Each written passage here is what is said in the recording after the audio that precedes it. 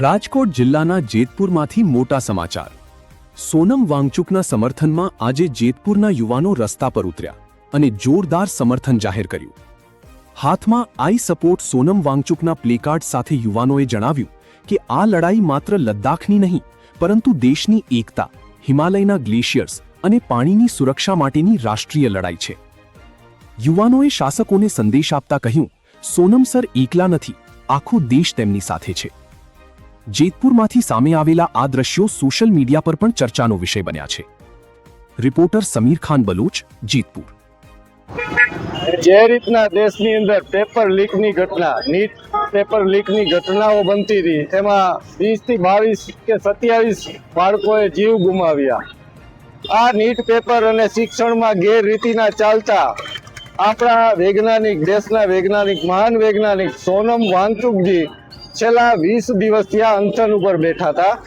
આજે વહેલી સવારે સિવિલ ડ્રેસમાં આવીને, આમ તો જો કે સિવિલ ડ્રેસમાં આવેલા ગુંડા કહેવાય, પણ લોકો કહે છે પોલીસ હતી, હોઈ શકે પોલીસ હોય, એ ઉપાડીને લઈ ગઈને એનું અનશન તોડાવવાની કોશિશ કરી।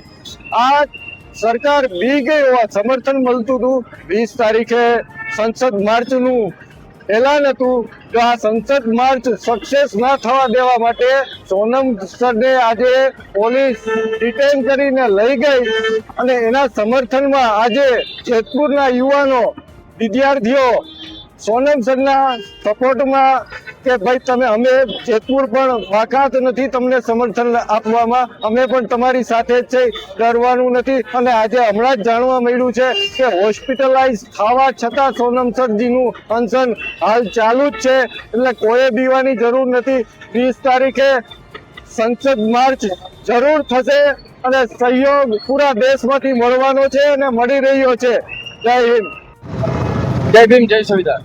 અભિજીત દીપકે અને સોનમ વાંગચુક સર જે દિલ્હીના જંતર મંતર મેદાન ખાતે આજે સખત 20 દિવસથી આંદોલન કરી રહ્યા છે, ઉપવાસ આંદોલન કરી રહ્યા છે અને તેની ગંભીરમાં ગંભીર એમ કહેવાય કે હાલત આ ખાધા પીધા વગરની આ ભારત દેશના સ્ટુડન્ટ માટે થઈ ગઈ છે। કારણ કે જે પેપર લીક થાય છે એના અનુસંધાને જે ધર્મેન્દ્ર પ્રધાનના રાજીનામાની માંગ સાથે જે સોનમ સર ત્યાં બેઠા છે, તે આજે એવી એમ તમે એમ કહી શકો કે જે રાજીનામું આપવાની જે માંગ છે, તો આજ 20 દિવસથી સખત અનશન પર બેઠા હતા, છતાં પણ સરકારે એનો અવાજ કોઈ સાંભળતી નથી।